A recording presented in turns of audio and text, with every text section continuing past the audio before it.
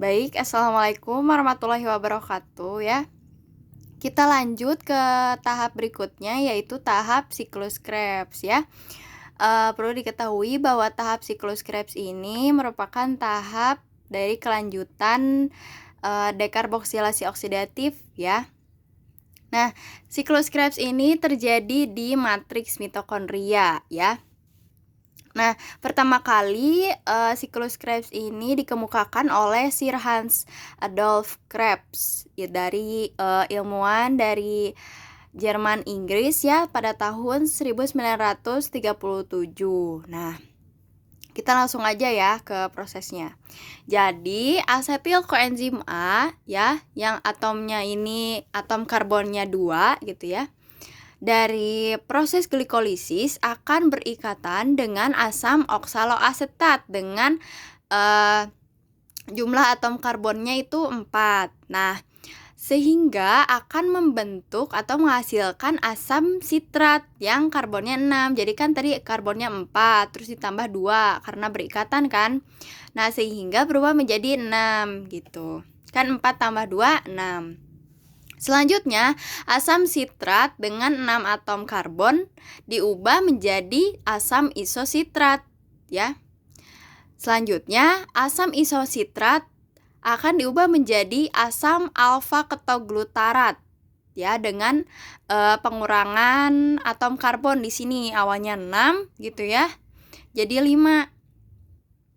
Terus dalam pembentukan asam isositrat menjadi asam alfa ketoglutarat itu akan melepaskan karbon dioksida ya, gas karbon dioksida dan disertai dengan pembentukan NADH dari NAD+. Jadi NAD+ akan tereduksi dan mengikat ion H+ sehingga dapat membentuk NADH. Selanjutnya, asam ketoglutarat akan diubah menjadi suksinil koenzim A. Kenapa ada CoA gitu ya atau koenzim A ini? Karena koenzim A ini akan memasuki proses ini gitu ya. Sehingga akan dihasilkan CoA gitu ya. Jadi namanya suksinil CoA dan disertai pembebasan gas karbon dioksida gitu ya. Selanjutnya akan dibentuk NADH lagi dari NAD+ ya. NAD+ akan tereduksi gitu ya dan akan mengikat ion H+ sehingga membentuk NADH.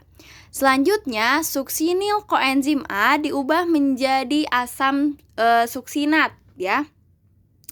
Nah, dalam proses ini akan dihasilkan GTP atau yang akan berubah menjadi GDP ditambah fosfat gitu ya dan akan berubah menjadi ATP atau energi ya. Nah, selanjutnya asam suksinat ini akan diubah menjadi asam fumarat. Nah, yang menghasilkan FADH2 dari FAD+ ini ya. Nah, selanjutnya asam fumarat akan diubah menjadi asam malat. Nah, di proses ini akan terjadi penambahan air H2O ya. Nah, selanjutnya asam malat akan diubah menjadi asam oksaloasetat kembali dan menghasilkan senyawa NADH. Jadi kesimpulannya tadi ya 2 asetil CoA gitu ya dari proses glikolisis akan berikatan dengan asam oksaloasetat gitu ya sehingga akan menghasilkan 6 NADH, 2 FADH2 ditambah 2 ATP dan 4 CO2 gitu ya. Terima kasih. Wassalamualaikum warahmatullahi wabarakatuh.